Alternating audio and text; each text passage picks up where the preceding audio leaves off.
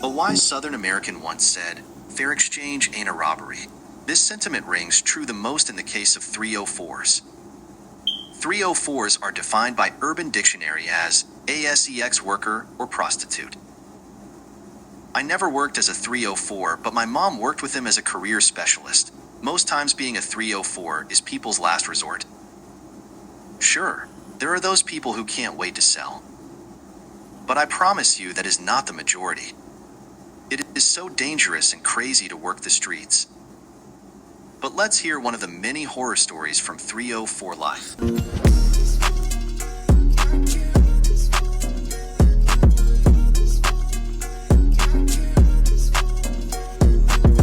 So this one time I was working in Oakland. I was out on the street. I was on the Blade.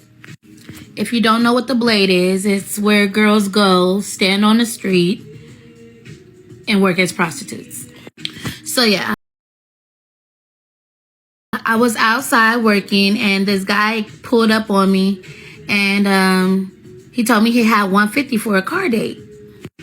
If you don't know what a car date is, it means a quick interaction that may or may not include intercourse in the car. So he pulls up a couple of blocks and we park. It's like 2 a.m. It's nobody outside. It's very dark. But he parked next to a curb that was real high. So if I tried to open the door, it wasn't going to open. Well, it wasn't going to open out all the way at least, right? So I tell him to move up a little bit, and he does. And I don't even check the door again. I just figure, oh, he moved up, so it's probably going to open, right? That was dumb. I should have never not checked again. He hands me the money, and I put it away, and I'm making small talk, but I'm still watching him, out the corner of my eye.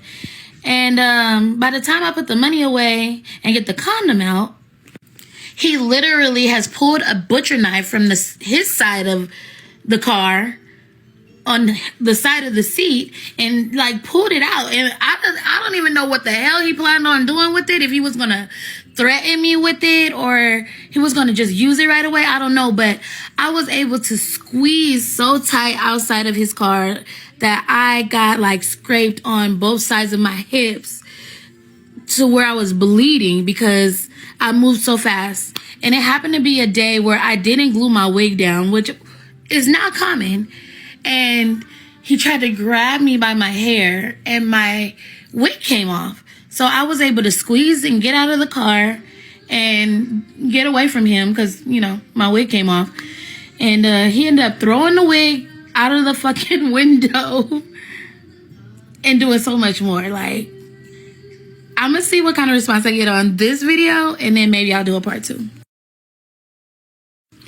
I love story time. Okay, so that was an interesting story time. Stories like that are more common than you think. I'm glad she got out and nothing bad happened to her. I'm equally as glad that she seemed to have learned from her mistakes and is able to identify actions taken by her that escalated the situation. So what do you think? Are you excited for a part 2?